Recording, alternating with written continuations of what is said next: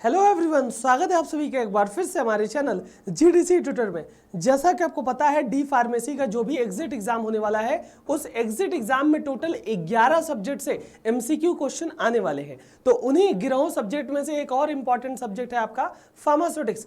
Pharmaceutics से total हम आपके कह सकते हो जो भी chapter wise topic wise MCQ लेकर के आ रहे हैं, उसी में आपका इससे पहले 4 पार्ट हो चुका है। ये पार्ट नंबर 5 होने वाला है। इससे पहले के चारों पार्ट देखने के लिए प्लेलिस्ट में जाइएगा, फार्मास्यूटिक्स का यहाँ फार्मास्यूटिक्स का एमसीक्यू मिल जाएगा, या डिस्क्रिप्शन में सबसे नीचे जाइएगा, वहां पे मैंने उसका प्लेलिस्ट लगा दिया है। अदर भी ढेर सारी प्लेलिस्ट लगा दी है जो कि आपके एग्जिट एग्जाम की तैयारी को बूस्टअप करेगी। तो भैया उसी कड़ी में ये वाला आज का हमारा सेशन होगा। और आपको पता होना चाहिए कि आज हम पार्ट नंबर 5 में फिल्ट्रेशन, ड्राइंग और एक्सट्रैक्शन, इन तीनों टॉपिक के एमसीक्यू देखेंगे विद प्रॉपर एक्सप्लेनेशन एमसीक्यू देखेंगे। यहाँ पे इससे पहले आपका ये साइज रिडक्शन, सेपरेशन, मिक्सिंग ये हो गया था, फार्मास्यूटिकल एड, प्रिजर्वेटिव हुआ था, पैकेजिंग मटेरियल हुआ था, हिस्ट्री वगैरह हो गया था। अब यहाँ पे आपका मिक्सिंग, फिल्ट्रेशन, ड्राइंग, एक्सट्रैक्शन इसको कर देंगे यहाँ, फिल्ट्रेशन, ड्राइंग, एक्सट्रैक्शन।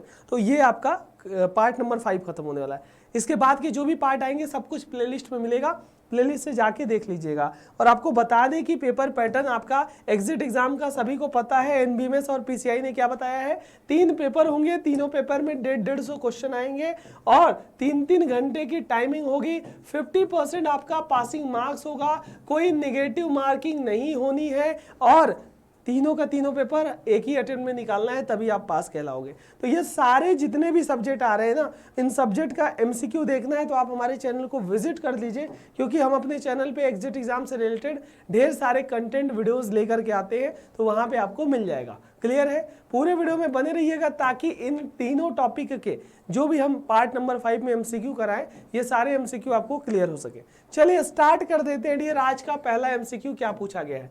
पूछा गया है what does filtration separate in a suspension. जी हाँ, जब फिल्ट्रेशन करते हो तो एक सीव रहती है, एक चलनी रहती है, एक जाली रहती है, उसमें से क्या फिल्टर करते हो? सॉलिड और गैस को फिल्टर करते हो, लिक्विड गैस को फिल्टर करते हो, सॉलिड और लिक्विड को फिल्टर करते हो, या लिक्विड और सेमी सॉलिड को? तो भैया हम क्या करते हैं, सस्पेंशन। सस्पेंशन में क्या होता है, जिसे हम स्लरी भी बोलते हैं, सस्पेंशन या स्लरी बोल सकते हो, जिसमें सॉलिड रहता है और लिक्विड रहता है। सॉलिड लिक्विड ही तो रहता है। एक सस्पेंशन में क्या होता है, लिक्विड है, उसी में सॉलिड सस्पेंड होता है, तो इसी को ही तो सस्पेंशन बोलेंगे। क्या होता है, सॉलिड और लिक्विड का मिक्सचर, ये सस्पेंशन होता है। और इसी को फिल्ट्रेशन के दौरान हम अलग अलग करते हैं। सॉलिड लिक्विड को पृथक्करण करने का काम, फिल्ट्रेशन, फिल्टर आउट करने का काम हम फिल्टर मीडियम के द्वारा करते हैं। फिल्टर मीडियम आपका कोई जाली भी हो सकती है, सीव भी हो सकती है, फिल्टर पेपर भी हो सकता है, मेम्ब्रेन फिल्टर हो सकता है। तो ये सारी चीजें आपको देख करके चलनी होगी। चलिए अगला क्वेश्चन यहाँ पे पूछा गया है भाई कि सस्पेंशन जो कि आपके सॉलिड लिक्विड को सेपरेट कर रहे हैं फिल्ट्रेशन में, उसे क्या वर्ड से जाना जाता है, किस टर्म से जाना जाता है? तो जो सस्पेंशन होगा उसे सॉल्यूशन बोलोगे आप, या इमल्सन बोलोगे, अथवा स्लरी कहा जाता है, या फिर कोलाइड बोला जाएगा। तो भैया सॉलिड और लिक्विड का जो मिक्सचर होता है, सस्पेंशन को हम स्लरी भी बोल सकते हैं ना, स्लरी भी तो बोल सकते हैं कि नहीं बोल सकते? तो भाई यहाँ आपका स्लरी हुआ, यानी कि जो सस्पेंशन में सॉलिड और लिक्विड होते हैं ना, उन्हें हम क्या बोलेंगे, स्लरी बोलते हैं। क्या बोलते हैं जी, स्लरी बोलने का काम करते हैं यहाँ पे, है ना। जब फिल्टर करते हो तो फिल्टर मीडियम पे सॉलिड रुक जाता है, फिल्टर की। चाय छानते हो, चाय छानते में क्या होता है, चाय नीचे चला जाता है और चाय पत्ती रुक जाती है, तो वही फिल्टर केक हुआ, चाय पत्ती फिल्ट्रेट हो गया, है ना। फिल्टर मीडियम आपका चलनी हो गया, छलनी हो गया। ठीक है, अगला क्वेश्चन क्या पूछा गया है, which of the following is the factor affecting the rate of filtration. जी हाँ, फिल्ट्रेशन के रेट को घटाने बढ़ाने के लिए कौन कौन से फैक्टर अफेक्ट करते हैं? भैया विस्कोसिटी, अगर भैया स्लरी या सस्पेंशन बहुत ज़्यादा विस्कस होगा तो फिल्ट्रेशन रेट अफेक्ट होगा कि नहीं? बिल्कुल होगा, फिल्ट्रेशन रेट घट जाएगा। बहुत ज़्यादा अगर पोर साइज है मीडियम की अच्छी, पोर साइज अच्छी है तो फिल्ट्रेशन अच्छा होगा, तो फैक्टर ये भी कॉज किया। प्रेशर, जितने प्रेशर से आप चाय छानते हो, जितने प्रेशर से स्लरी सस्पेंशन डालोगे, उतना अच्छा रेट ऑफ फिल्ट्रेशन होगा। तो ये सारी की सारी ऑल ऑफ दीज क्वालिटीज या factors are associated with the rate of filtration. ठीक है, तो भाई आपका विस्कोसिटी भी फैक्टर अफेक्ट करेगा, पोर साइज भी करेगा, प्रेशर भी करेगा। सारे के सारे ऑप्शन यहाँ पे राइट है। क्या क्या भैया, चाहे वो विस्कोसिटी की बात कर ले, प्रेशर की बात कर ले, टेम्परेचर की बात कर ले, surface area, pore size, particle size, ये सब आपके फिल्ट्रेशन रेट को घटाने और बढ़ाने का काम कर सकते हैं। अगला क्वेश्चन यहाँ पे क्या होने वाला है, which of the following equation is associated with the theory of filtration. जी हाँ, इनमें से कौन सा इक्वेशन है जो कि थ्योरी ऑफ फिल्ट्रेशन। अब देखो फिल्ट्रेशन की थ्योरी तीन लोगों ने दी, एक पॉसली जी ने दी थी पॉसली इक्वेशन, और एक डार्सी इक्वेशन था, और एक कोजनी कैरमन इक्वेशन। यहाँ तो कोजनी कैरमन इक्वेशन है, बाकी बर्नौली, न्यूटन और मैक्सवेल ये नहीं है।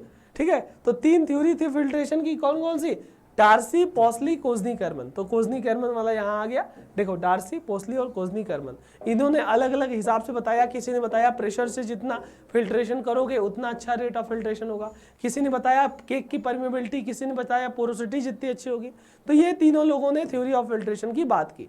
अब चलो यहाँ भैया बताओ फिल्टर केक का मतलब क्या होता है। फिल्टर केक, जैसे चाय छानते हो तो चाय छानते हो, जो छननी में चाय पत्ती रुक जाती है उसे ही केक बोलेंगे या सॉलिड रेजिड्यू बोलेंगे। बाकी जो चाय नीचे आएगी उसे फिल्टरेट बोलेंगे, इस छननी को फिल्टर मीडियम बोलेंगे, है ना। चलो भैया फिल्टर केक क्या होता है, ऐसा केक जिसे फिल्टर करते हैं, केक को फिल्टर करते हो, फिल्टर केक होगा क्या, नहीं। या पोरस मीडियम होगा, जिसे हम सॉलिड जिस पे रुकता है, अरे भैया सॉलिड जिस पे रुकता है वो तो छननी हो गई, फिल्टर मीडियम हो गया, केक थोड़ी ना हुआ। या सस्पेंशन, ये तो स्लरी हो गई। तो भैया फिल्टर केक हो गया ऐसा सॉलिड जो कि आपके फिल्टर पेपर पे प्रेजेंट होगा, मेम्ब्रेन फिल्टर पे प्रेजेंट होगा। वो सॉलिड क्या कहलाएगा आपका, सिंपली, हाँ जी, जो कि फिल्टर पे पेपर पे प्रेजेंट है वो सॉलिड आपका ये कहलाएगा। ठीक है, चलो यहाँ पे देखो ऐसा फिल्टर केक जो कि आपके किस पे, फिल्टर पे प्रेजेंट होता है, वही आपका फिल्टर केक हुआ। अगला क्वेश्चन यहाँ पे क्या होने वाला है, what does a membrane filter do during the filtration. जी हाँ, मेम्ब्रेन फिल्टर क्या करता है फिल्ट्रेशन के दौरान, पार्टिकुलेट मैटर को अब्सॉर्ब कर लेगा क्या, नहीं भैया पार्टिकुलेट मैटर को अब्सॉर्ब कर नहीं करेगा, उस पर रिटेन कर लेगा और लिक्विड को नीचे जाने देगा। या पार्टिकुलेट मैटर को पास होने देगा, भैया पार्टिकुलेट मैटर्स को अगर पास होने देगा तो फिर फिल्ट्रेशन किस बात का किया, ये भी नहीं हुआ। कन्वर्ट नहीं करेगा गैस में, ये क्या करेगा, रिटेन करेगा। भाई पार्टिकुलेट मैटर को उसके सरफेस पे रिटेन करने का काम कौन किया, मेम्ब्रेन फिल्टर। तो भाई जो मेम्ब्रेन फिल्टर होता है ना, वो पार्टिकुलेट मैटर को रोकने का काम, रिटेन करने का काम कौन कर दिया, पार्टिकुलेट सिंपली मैटर कर दिया। ठीक है, तो यहाँ पे देखो फिल्टर पे पार्टिकुलेट मैटर को रोक देने का काम यही किया, रोक देने का काम। क्लियर है, प्रेशर डिपेंडेंट प्रोसेस हुई। अगला क्वेश्चन क्या है, pore size range of ultra filtration. भाई मेम्ब्रेन फिल्ट्रेशन में कई रेंज होती है, एक होता है नैनो फिल्ट्रेशन, एक होता है अल्ट्रा फिल्ट्रेशन, एक होता है माइक्रो फिल्ट्रेशन, एक होता है रिवर्स ऑस्मोसिस। तो भैया अल्ट्रा फिल्ट्रेशन का जो साइज रेंज, किस साइज रेंज में फिल्ट्रेशन करता है तो उसकी बात करेंगे। 0.5 से 0.05 से 1 माइक्रोमीटर, या फिर 0.005 से 0.01, 0.005 से 0.5, या 0.0001 से 0.001। जी हाँ, अगर हम अल्ट्रा फिल्ट्रेशन की बात कर लेना 0.005 से 0.5 रेंज, क्या रेंज होगा अल्ट्रा फिल्ट्रेशन की, 0.005 से 0.5 अल्ट्रा फिल्ट्रेशन। माइक्रो फिल्ट्रेशन क्या है, 0.05 से 1 है। नैनो फिल्ट्रेशन क्या है, 0.0005 से 0.01। रिवर्स ऑस्मोसिस 0.0001 से 0.001। ये आपके मेम्ब्रेन फिल्ट्रेशन में लेवल्स होते हैं, इसके क्वेश्चन आप कर सकते हो। अगला क्वेश्चन क्या होने वाला है, which of the following is an advantage of membrane filtration. भैया मेम्ब्रेन फिल्ट्रेशन का एडवांटेज क्या है, स्लो प्रोसेस होती है क्या, नहीं भैया रैपिड होती है, स्लो नहीं होती है, तो डिसएडवांटेज हो गया। एड्सॉर्प्शन रेट हाई है क्या, देखो नेग्लिजिबल है, एड्सॉर्प्शन नहीं करेगा भाई, तुरंत रिटेन कर लेगा।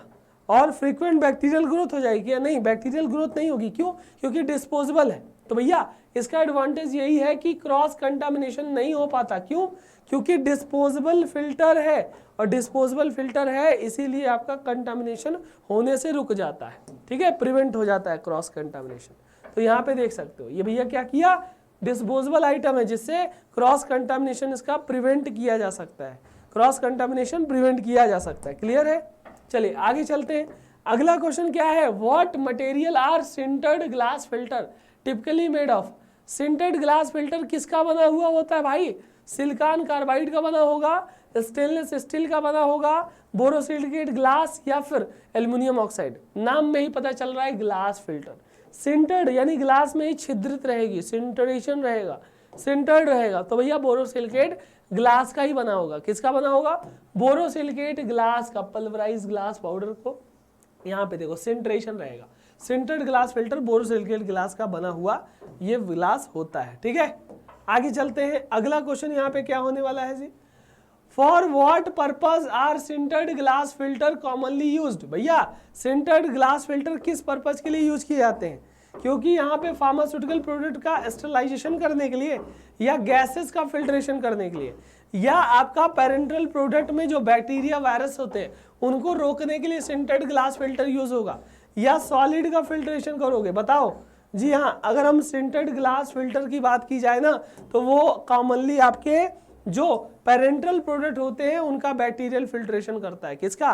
पेरेंटल प्रोडक्ट का bacterial filtration sintered glass filter करता है। ठीक है, हाँ, पेरेंटल प्रोडक्ट का बैक्टीरियल फिल्ट्रेशन कौन करेगा? Sintered glass filter. अगला क्वेश्चन क्या है जी, व्हाट इज ड्राइंग। चलिए भैया, ड्राइंग क्या होती है? ड्राइंग मॉइस्चर ऐड कर देना सॉलिड में, ये तो भैया मॉइस्चराइजेशन हुआ। ड्राइंग कहाँ हुई? सॉलिड और लिक्विड को सेपरेट करना, ये तो फिल्ट्रेशन हुआ, ये भी ड्राइंग नहीं हुई। क्या हुई भैया? मॉइस्चर रिमूव करना, सॉलिड से हीट दे करके, थर्मल वेपराइजेशन करके मॉइस्चर को अगर हम रिमूव करते हैं ना, तो वही तो ड्राइंग हुई भैया। सॉलिड से मॉइस्चर को रिमूव करना थर्मल वेपराइजेशन के द्वारा क्या कहलाता है? ड्राइंग कहलाती है ना। यहाँ पे ड्राइंग क्या कहलाती है? मॉइस्चर रिमूव करना वेपराइजेशन के द्वारा। अगला क्वेश्चन यहाँ पे क्या होने वाला है, what are additional objective of drying tablet granule. जी हाँ, टैबलेट ग्रेन्यूल को ड्राई करने का एडिशनल ऑब्जेक्टिव क्या होता है? भैया ड्राई करने से क्या होता है? मॉइस्चर कंटेंट और बल्क बढ़ेगा क्या? वो तो घटेगा ना, ये तो नहीं होगा। टैबलेट का टेस्ट और कलर बढ़ गया, ये ड्राइंग करने का ये तो कोई फंडा है ही नहीं। टैबलेट की सॉल्युबिलिटी रिजोल्यूशन रेट बढ़ गया, ये ड्राइंग करने से इससे तो कोई मतलब ही नहीं हुआ। हाँ, ड्राई कर दिए तो जो मॉइस्चर प्रेजेंट है वो घट जाएगा, जो बहुत ज़्यादा बल्क भारी था वो हल्का हो जाएगा, और प्रोडक्ट खराब होने से बच जाएगा। ठीक है, तो भाई ड्राइंग करने से क्या होगा? मॉइस्चर घटा, बल्क घटा। ठीक है, तो यही तो हुआ भैया। जो ग्रेन्यूल्स होते हैं, पाउडर होते हैं, वो ड्राई होने से क्या क्या होते हैं, ये चीज़ देख सकते हो। अगला क्वेश्चन क्या है, which of the following equipment used in the drying. जी हाँ, किस इक्विपमेंट में आपका कह सकते हैं कौन सा इक्विपमेंट ड्राइंग में यूज होता है? जी हाँ, स्टैटिक बेड ड्रायर। जी हाँ, हॉट एयर ओवन हुआ, फ्रिज ड्रायर हुआ, ये स्टैटिक में आते हैं, तो ये तो यूज किए जाते हैं। फ्लूडाइज बेड ड्रायर, ये भी ड्रायर होता है, ये भी यूज किया जाता है। मूविंग बेड ड्रायर, ये भी होता है। तो यहाँ पे सारा का सारा चीज आपके क्या होते हैं? ड्राइंग के इक्विपमेंट है। कौन कौन से? स्टैटिक बेड, फ्लूडाइज बेड और moving bed. All of this, moving bed, vacuum, pneumatic, static bed, fluidise bed, इसके एग्जांपल आप देख सकते हो। ये सारे के सारे आपके ड्राइंग में यूज किए जाते हैं। किसमें? ड्राइंग में, ये सारे के सारे। ठीक है, चलो चलिए आगे चलते हैं। What type of dryer is a fluidised bed dryer. जी हाँ, FBD जो ड्रायर है, फ्लूडाइज बेड ड्रायर है, किस प्रकार का ड्रायर होगा? स्टैटिक, स्थिर रहेगा हीट ड्रायर, कंडक्शन मैकेनिज्म से ड्राई करेगा, वैक्यूम लगाएगा, या डायनेमिक कन्वेक्टिव ड्रायर बोला जाएगा। तो भैया याद कर लीजिए, क्वेश्चन बहुत पूछता है। अगर हम किसकी बात कर ले, फ्लूडाइज बेड ड्रायर की बात कर ले, तो ये डायनेमिक कन्वेक्टिव ड्रायर हुआ। क्या हुआ? डायनेमिक कन्वेक्टिव ड्रायर का पार्ट होता है। ठीक है, और हाई प्रेशराइज एयर जाता है और मॉइस्चर रिमूव करने का काम करता है पार्टिकल से। अगला क्वेश्चन क्या होने वाला है, what material are commonly use to construct the fluidised bed dryer. जी हाँ, जो FBD ड्रायर होता है, फ्लूडाइज बेड ड्रायर, किस मटेरियल का बना होता है? एल्युमिनियम और ग्लास का बना होता है क्या? स्टेनलेस स्टील, प्लास्टिक का बना हो सकता है, कॉपर सेरेमिक का, या आयरन रबड़ का। जी हाँ, फ्लूडाइज बेड ड्रायर मेनली अगर बात किया जाए, स्टील और प्लास्टिक, कुछ पार्ट इसके प्लास्टिक फाइबर और कुछ आपके स्टील के बने हो सकते हैं। तो ऑप्शन नंबर बी, स्टील और प्लास्टिक का बना होता है क्या? ये FBD ड्रायर। क्लियर है, आगे चलते हैं जी। अगला क्वेश्चन क्या है, what is a common application of fluidised bed dryer in pharmaceutical manufacturing. जी हाँ, दवा बनाने के दौरान, फार्मास्यूटिकल मैन्युफैक्चरिंग के दौरान FBD ड्रायर का यूज क्या होता है? सबसे ज्यादा FBD ड्रायर किस लिए यूज होता है? टैबलेट की कोटिंग में, कैप्सूल के फिलिंग में, टैबलेट के कंप्रेशन में, या टैबलेट प्रोडक्शन के ग्रेन्यूल्स के प्रोडक्शन में? बताओ सर। अगर हम फ्लूडाइज बेड ड्रायर की बात कर लेना, तो वो मेनली आपके ग्रेन्यूल्स को, टैबलेट में जो ग्रेन्यूल्स होते हैं उन ग्रेन्यूल्स को ड्राई करने का काम FBD ड्रायर कर देता है। कौन करता है? FBD, फ्लूडाइज बेड ड्रायर आपका ग्रेन्यूल को ड्राई करता है जब आपका टैबलेट का प्रोडक्शन होता है, ग्रेन्यूल को ड्राई करने का काम करता है। ठीक है, अगला क्वेश्चन क्या है भैया, फ्रिज ड्राइंग को और हम क्या बोलते हैं? फ्रिज ड्राइंग को हम फर्स्टिलिंग बोलेंगे, फर्स्टलिंग, या फिर कैल्सिनेशन, या फिर लायोफिलाइजेशन, या फिर ट्रिपल पॉइंट डिटेरियोरेशन? चलिए बताइए किसकी बात हो रही है? Fridge drawing. फ्रिज ड्राइंग को सिंपली हम क्या बोले? लायोफिलाइजेशन। कौन सा? लायोफिलाइजेशन, क्रायोडेसिकेशन, यही तो होता है फ्रिज ड्राइंग। भाई क्या होता है? क्या होता है जी? लायोफिलाइजेशन या फिर क्रायोडेसिकेशन, यही आपका फ्रिज ड्राइंग का प्रिंसिपल है, मैकेनिज्म है। इसी को आप देख करके चल सकते हो। अगला क्वेश्चन चलिए बता दीजिए, पूछा गया है what is the recommended source for vacuum in freeze drying process? जी हाँ, फ्रिज ड्राइंग प्रोसेस में वैक्यूम लगता है। वैक्यूम लगता है तो भैया हीट देने पे ड्राई होता है। तो भैया वैक्यूम का सोर्स क्या होता है? वैक्यूम पंप और इजेक्टर पंप, या एयर कंप्रेशर, या हाइड्रोलिक सिस्टम, या टर्बोचार्जर और सुपरचार्जर? बताइए। जी हाँ, अगर हम बात करते हैं खासकर किसकी, जो आपके फ्रिज ड्राइंग में वैक्यूम का सोर्स होता है, वो वैक्यूम पंप और इजेक्टर पंप, इन दोनों के द्वारा ही वैक्यूम क्रिएट होता है और फ्रिज ड्राइंग में वैक्यूम लगती है। ठीक है, तो ऑप्शन नंबर ये वाला राइट हुआ। अगला क्वेश्चन क्या है? In which production process is freeze drying commonly used? भैया किस प्रोडक्शन प्रोसेस में फ्रिज ड्राइंग कॉमनली यूज की जाती है? बताओ किस में फ्रिज ड्राइंग यूज होगी? टैबलेट की मैन्युफैक्चरिंग में फ्रिज ड्राइंग यूज होगी, कैप्सूल के फिलिंग में होगी, या इंजेक्शन सोल्यूशन और सस्पेंशन के प्रोडक्शन में फ्रिज ड्राइंग का यूज होगा, या फिर क्रीम और ऑइंटमेंट के प्रिपरेशन में फ्रिज ड्राइंग होगा? बता दीजिए भाई। फ्रिज ड्राइंग की अगर हम बात करेंगे ना, तो वो आपके इंजेक्शन हुए, सोल्यूशन हुए, सस्पेंशन हुए, उनका प्रोडक्शन में फ्रिज ड्राइंग सबसे ज़्यादा यूज की जाती है। किसमें? इंजेक्शन, सोल्यूशन, सस्पेंशन वगैरह के प्रोडक्शन में फ्रिज ड्राइंग का यूज देखने को मिल जाता है। क्लियर है? अगला क्वेश्चन चलते हैं। क्या पूछा गया है? What are the disadvantage of freeze drying? भैया जी फ्रिज ड्राइंग का डिसएडवांटेज क्या है? चलो फ्रिज ड्राइंग की बात कर ले। वैक्यूम लगा, आइस से डायरेक्टली सॉलिड से वेपर में कन्वर्ट करता है, बिना लिक्विड में कन्वर्ट किए। तो यहाँ पे अगर डिसएडवांटेज की बात कर ले, इक्विपमेंट की कॉस्ट लो है और ड्राइंग पीरियड शॉर्ट है, या इक्विपमेंट की कास्ट, रनिंग कास्ट बहुत ज़्यादा है। डिसएडवांटेज पूछा है, ये तो डिसएडवांटेज में नहीं आएगा। क्विक ड्राइंग प्रोसेस है, 10 घंटे से कम, या एनर्जी कंजप्शन कम लगेगा। अरे भैया एनर्जी कंजप्शन कम लगेगा, क्विक ड्राइंग है, तो ये सब तो एडवांटेज हो गया। डिसएडवांटेज की बात किया जाए तो भैया इक्विपमेंट की कॉस्ट और रनिंग कॉस्ट थोड़ी सी ज़्यादा लगती है, कॉस्ट थोड़ी सी ज़्यादा है, यही इसका डिसएडवांटेज हो जाएगा। ठीक है, चलो what does extraction achieve in pharmaceutical process? भैया फार्मास्यूटिकल प्रोसेस में एक्सट्रैक्शन का मतलब क्या होता है? सॉलिड को ग्राइंड करना, सॉलिड को साइज घटाना? नहीं भैया, साइज घटाना तो एक्सट्रैक्शन नहीं होगा। लिक्विड को डिस्टिल करना, ये भी एक्सट्रैक्शन नहीं हुआ। पार्टिकल को फिल्टर करना, ये भी एक्सट्रैक्शन नहीं हुआ। एक्सट्रैक्शन किसे बोलते हैं? एक्टिव कॉन्स्टिट्यूएंट को सॉल्वेंट का यूज करके, जी हाँ, सॉल्वेंट डाल करके एपीआई एक्टिव कॉन्स्टिट्यूएंट को सेपरेट आउट करने का काम एक्सट्रैक्शन कहलाता है। क्या कहलाता है? एक्सट्रैक्शन। पार्टिकल को, सॉल्वेंट को सेपरेट करने का काम एक्सट्रैक्शन बोला जाएगा। क्या बोला जाएगा? एक्सट्रैक्शन बोला जाएगा। ठीक है, चलो आगे चलते हैं। अगला क्वेश्चन क्या है? The process of boiling drug with water for 10 to 15 minutes. जी हाँ भैया, क्रूड ड्रग है, क्रूड ड्रग है, इसको वाटर सॉल्वेंट के साथ 10 से 15 मिनट तक हमने बॉईल कर दिया। क्या कर दिया? बॉईल कर दिया, तो इसके कंटेंट एक्सट्रैक्ट आउट हो गए। बॉईल करना, चाय बनाते हो, काढ़ा बनाते हो, कॉफी बनाते हो, डिकॉक्शन करना। क्या बोला जाता है? डिकॉक्शन। मैसीरेशन नहीं होगा। इन्फ्यूजन परकोलेशन में तो भैया बॉईल करने की बात ही नहीं आएगी, है ना। मैसीरेशन में भी बॉईल नहीं, बॉईल अगर कहीं करेंगे एक्सट्रैक्शन में तो वो डिकॉक्शन का प्रोसेस होता है। किसका होता है डिया?